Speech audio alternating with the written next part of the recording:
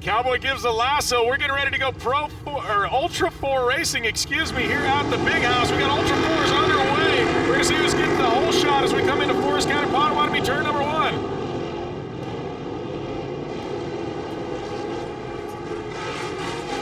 Casey, Horschel, and Lauren Healy. You called it. 1, 2, 3. Dave Cole called it. Casey Curry of that Nitto Tires Monster Energy backed Ultra4 coming down into the barn corner. Looks like Vaughn getting in the top 5 as well. And we got a stink bug. Yeah, we got one up and over. I think that's Matt Garofalo, 920 car, just judging by the color, the little bit of wrap I saw. So this race scheduled for 10 laps. There will be no mandatory competition caution, but the yellow flag is out here on lap number 1. These cars are built to roll. They roll down big rock ledges as long as he didn't tweak something real hard at the speed. Now we're gonna have a replay here of what happened. Ooh. Oh. That's what happens in open wheel racing when two cars touch wheels. Yeah, it looked like a tire exploded in the mix there also. Upside, it didn't get into that big violent getting air and slamming thing. That was a fairly easy one. Hopefully just get Matt get going again. You know, we were talking about the rocks last night, and I would agree with you, Dave. For these guys, those were like pebbles. It was, yeah. We've driven tow rigs across stuff that hard. But it was a great show, though. And, man, the amount of people they had out there in the woods, it was packed. Full capacity out there in the woods watching that. It was good stuff. I've heard nothing but positive things about it all morning, so I agree with you. You know, that's what's funny about Ultra4, and you guys do an amazing job with your live stream, Dave. I mean, it's a world-class thing, especially out of KOH, and you got people from all around the world tuning in, and they're singing. I think they're appreciating what they're seeing.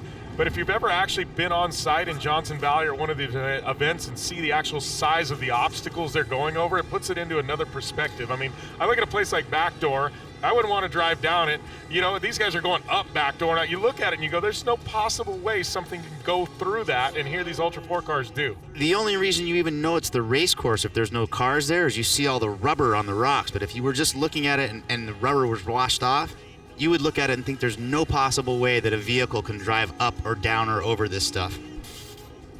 It ended up being Patrick Peterson rolled over. No, yeah, we came from rock crawling. I mean, this whole sport started from rock crawling, and we decided to add some element with speed and some noise, bringing the Baja experience into it, making it more of an endurance race. But yeah, the cars can do some cool stuff.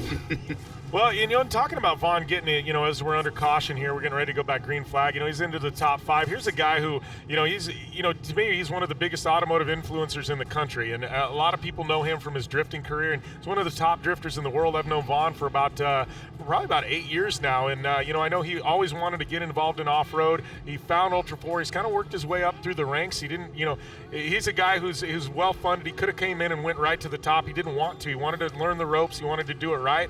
And, I mean, I got to say, I'm really impressed to see the kind of driver that Vaughn's, you know, become out here in, you know, in the rocks and in Ultra4. Yeah, he originally built that car to be a modified car. It was kind of skirting the edge of the rules, and he's actually a great sportsman. We ended up kind of closing up the gray areas of the rules. He converted that car into a 4400 car, and he's still out there running top of the pack. Great driver, great sportsman, great businessman, understands how the business of this works, and we're thrilled to have him part of our community. So Casey Curry, another great sportsman, he's going to be looking for the green flag. He is a former world champion here in Pro Light, would like to keep that theme alive. Pushes high going into the VIP Suites turn out of the barn corner down into the gravel pit.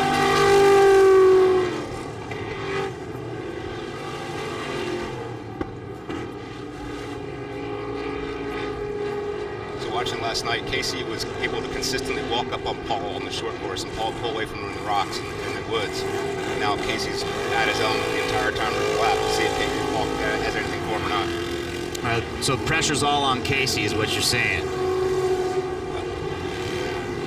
We'll see.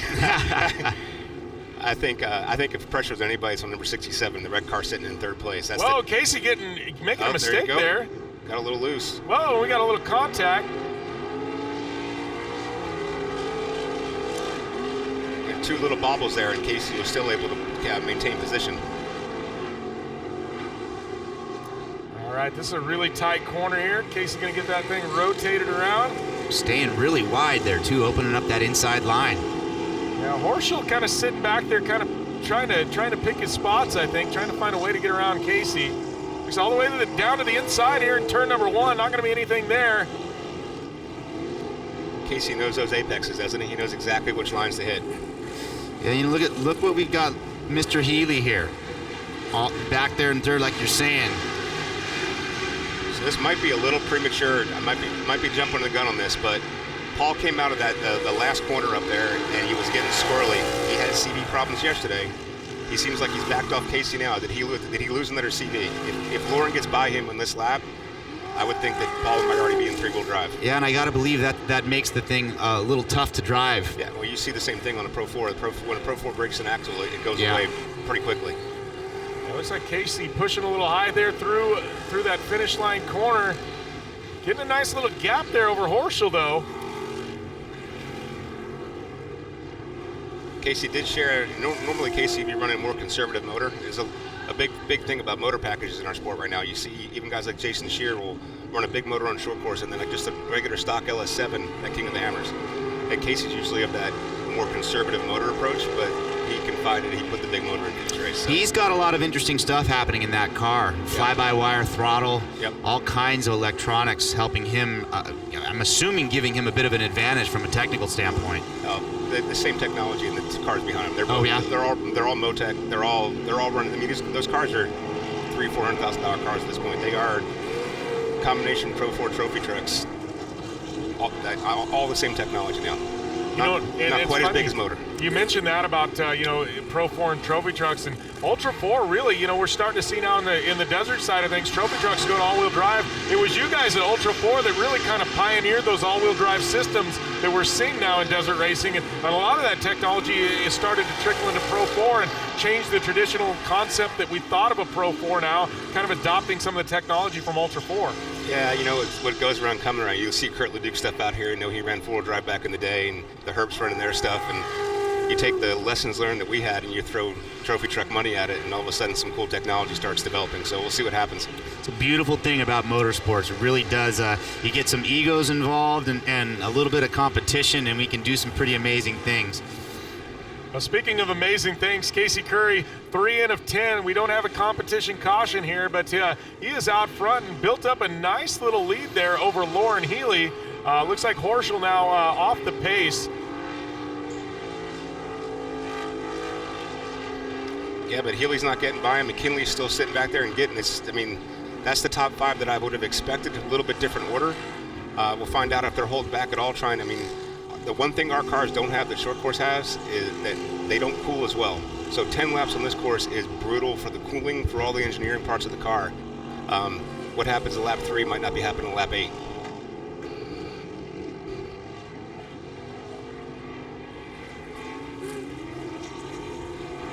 There's Horschel down in front of the grandstands. Wait a minute, did we miss something here? Some of our timing and scoring is a little bit off here. Yeah, we're still running Curry, Horschel, Healy. Yeah. I believe I saw Vaughn getting back there, and then McKinley is what I saw on course.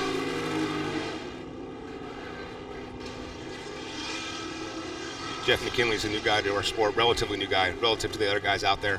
But he's come on real strong. He's already gone through a couple different cars, trying to find the right mix for himself. The other thing I think is worthy of noting here is that while this is a nationwide type of motorsport, it's also become a global type of motorsport. Yeah, actually, I said Ridgecrest in 2 weeks. I have Portugal next week. Yeah. So we have Portugal next week, then Ridgecrest in 2 weeks, and then we go to Poland, and then back to Reno for our national championship. So 5 races in Europe. We had our first race in New Zealand this year. It's good times. And how do the cars compare over there in Europe and things like that and overseas when you race to what we see here in the United States racing? Very similar? Are they different concepts with different terrain they're going to hit? They're a tiny bit behind, but the top 4 or 5 have really caught up. They need more track time, shock tuning now. shock tuning, and just overall kind of massaging the car. The chassis is there now. It's just a matter of experience and tuning. We take it back to the racetrack here. That you can see the track started to dry out, and we're seeing more dust. Casey's off. Casey just pulled off. Yep, Casey Curry has pulled off now. We get a glimpse there. The number 67 of Lauren Healy. So Horschel now in the lead, or coming around to the lead, and that looks like Healy second. Looked like Casey Curry checking in with one of our course workers. Maybe the course worker looking at something on his car for him. So currently on track right now, you've got Horschel, Healy, McKinley, It should and be then Von Gittin. Yeah, and then McCullough, I believe, in the 5th spot. Yeah, McKinley, we haven't talked a lot about him in the race, but now he is silently slotted up there into the 3rd spot.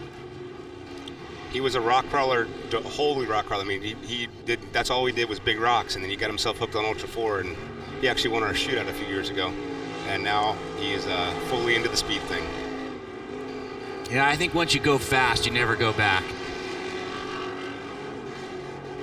So Paul Horschel going to get it rotated in this last corner. We're about the midway point of this race. It's tracking straight coming down. I mean, I'd probably jump the gun on that CV call. I mean, he's obviously still pulling harder. Lauren will be catching him, so let's see if McKinley can get around Healy. He seems to be catching up to the back right now. Yeah, and that last lap by Paul Horschel, the best time of the day for the Ultra4. So Horschel set the fast lap of the day. Starting to catch up to lap traffic there.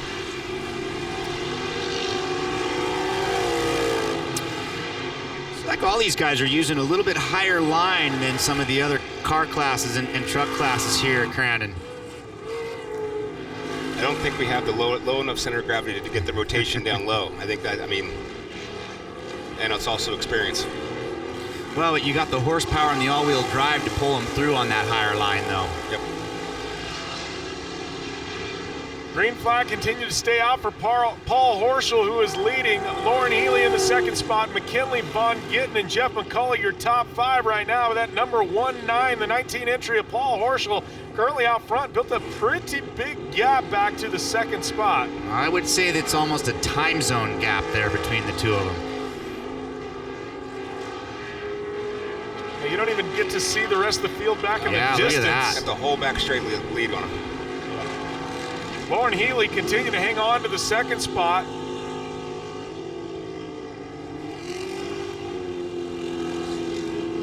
Kinley trying to get into the battle with Healy, but Healy's got a pretty big gap back to 3rd as well.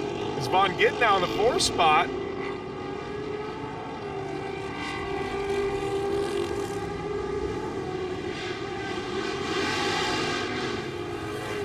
I love the front end of Von Gittin's. You know, a lot of these guys are running Jeep front ends. Von Gittin with that old vintage Bronco front end, you gotta love it. Yeah, I expect to see some things from him coming from a different OEM this next couple of years. They've got a lot of stuff cooking there.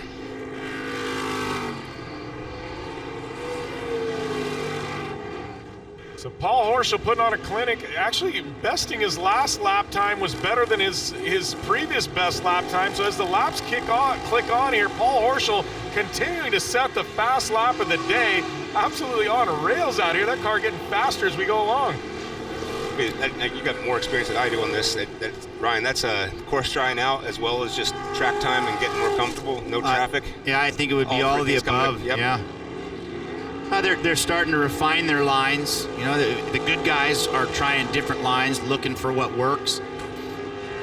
Looks like Paul's coming up on Stan Haynes here. Stan's one of the all-time veterans we have. He's been with us since the very, very beginning. That's what's one of the other cool things about what we do is most of these cars were built by the people that are driving them, and just garage built, just build the best car you can. Unlimited, you can do anything you want to do. Just see how you make your car fast. It's a true. It harkens back to the old school days of off-road desert racing, where the drivers were the guys that were building and maintaining their own cars, which I think adds an element to what you see on the racetrack too. Because we were talking about this yesterday. When you're the guy that's got your hands on those parts, you know how you're abusing them when you're stepping on the gas pedal, putting your foot on the brake. But it's a different dynamic when you're actually hands-on with the mechanical side of a vehicle.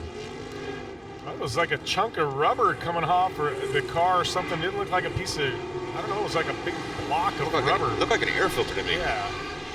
Which would be unfortunate in a battle lap.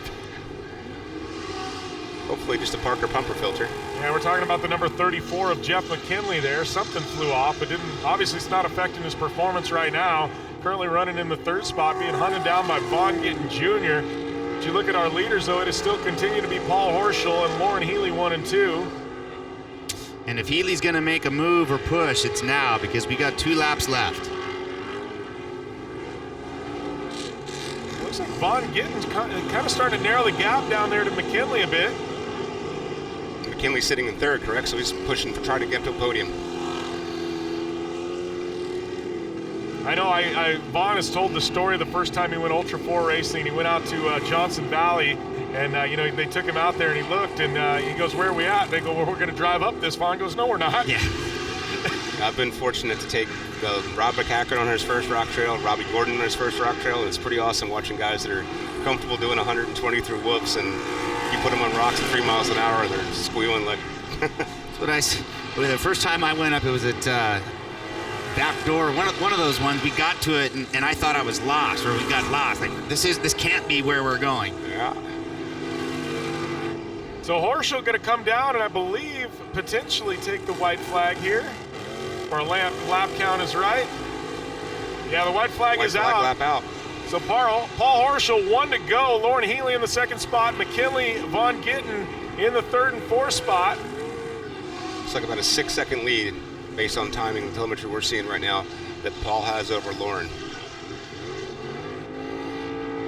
Going to take a mistake or a bobble by Horschel for Lauren Healy to get back in this at this point. Man, what a great drive Paul Horschel has put together here. Obviously battling with Casey Curry early on. Casey Curry going down with some kind of mechanical problem. I believe Casey's back out on track now, but Horschel's just put together a solid run here, just keeping it clean, and he's dominated this race so far. It would be interesting to see if the lap times that he's picked up. I wonder if he was just biding time to get to the end and he had something for Casey, or if Casey was going to walk on it. But bummer for Casey breaking out like that. I'm sure that wasn't what he was hoping for. I think he was super stoked getting his first domestic Ultra4 win last night. He had one in Europe, but he hadn't won in the States yet. So Horschel with 2 corners to go. He's going to head into that Polaris Razor gravel pit. Get that Ultra4 rotated around there. Yeah, there's nothing better than seeing the white flag come out and looking in your rearview mirror and seeing nothing behind you. That's when you start noticing every creak and crack and noise in your car, hoping it hangs on for one more lap. Congratulations, Paul Horschel. Yeah, Paul Horschel going to take the victory here. It is going to be Lauren Healy hanging on for the 2nd spot. And McKinley 3rd. And it will be Jeff McKinley rounding out our podium here in Ultra4 at Crandon. We had Jeff McCullough back there. Nope. Oh, that's lap traffic. That's Chad Hunt coming through. That looks like Vaughn Gittin possibly in the 4th spot. Vaughn trying to sneak himself up to the podium. Vaughn a little lost there. Always a fun time when Vaughn Gittin Jr.'s around, as we're going to wrap things up. So it looked like Casey Curry did end up in 5th spot, battling back to a 5th place finish. So great to see him battle back after that mechanical failure. But we're going to catch up with our podium finishers here in a few moments. But right now, we're going to go to a break. And when we come back, it will be our Ultra4 World Championship podium when we return to the 2019 Red Bull Crandon World Cup. And he's done it here, taking this 2nd place spot yesterday, bumping it up to the 1st place spot in the Ultra4 World Championship. Paul Horschel, you've done it. It was so great to see you guys race last night. It was a little dark. Today's different. Walk us through the 2 different drive styles from the dark to the light and how you took the top spot here at the 50th. I don't really know the driving styles. We just go all out. Checkers or wreckers for about 5 of us, so we just go all out and see who's on top.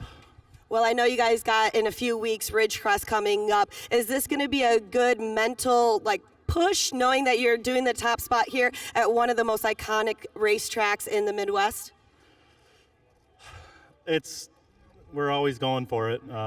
It's going to be a push because we're going for this championship also, and Ridgecrest really counts on that. So I'm just stoked to win the 50th. I won the 50th at the Mint 400, so this is really an honor. I'm just happy. My wife, my kids are here. They're the best support I have. All of my friends that come up here and help, Fox Shocks, helping out with the car, BF Goodrich tires. Everybody that helps make this happen. Well, you've done it here. Nice job on winning for the 50th. Heading over to our second place finisher, Lauren Healy. Lauren, you had a little bit of a mix-up yesterday. You were able to bring it together all today. Walk us through what happened yesterday, what you had to fix, and how you got us on the second place box. Well, let's start with practice. I wanted the car up in practice in three corners, so we spent all night, and ironically, Paul got all his good karma in because he welded on my radiator for like 7 hours on Thursday night. So, and then came out and was pushing hard last night, and Casey and I, came off the Red Bull jump together, and we just touched tires, and open wheel 40-inch tires. When you touch, it's real ugly, as you saw. I don't even know how many times I went end over end sideways. It was super rough. So, we had a whole bunch of work. We worked till like 4 in the morning last night putting the car back together. Hadn't driven it, didn't know what was going to happen. Going into corner one, hitting huge jumps. I was like, please just don't come out from underneath me again. So, grateful to be in second place. I was driving my gauges out there the whole time. The motor was at like 250. Everything was really upset, but glad to get on the podium after a really long, tough weekend. Crandon's amazing. The spectators are amazing. We're really grateful for the opportunity to race here and hope we get to do it a bunch more. Well, I know being here for the 50th is a little bit different. Of course, you are a 2-time King of the Hammers champ out there. So coming out here, how difficult is it just be like, well, we got a lot of turns. We got that Argon turn. We got that gravel pit, knowing that it's a little bit different than KOH?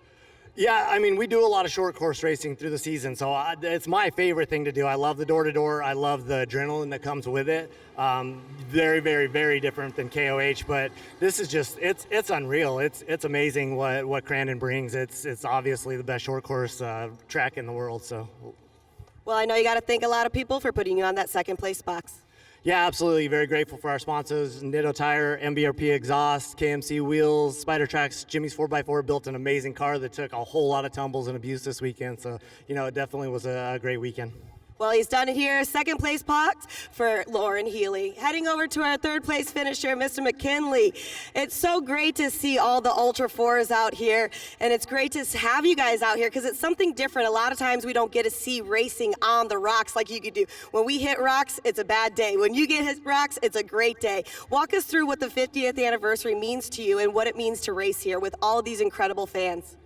We found out about this 3 weeks ago, and I called Paul right away, and I says, I had so much fun last year, I'm going, especially since it's the 50th anniversary.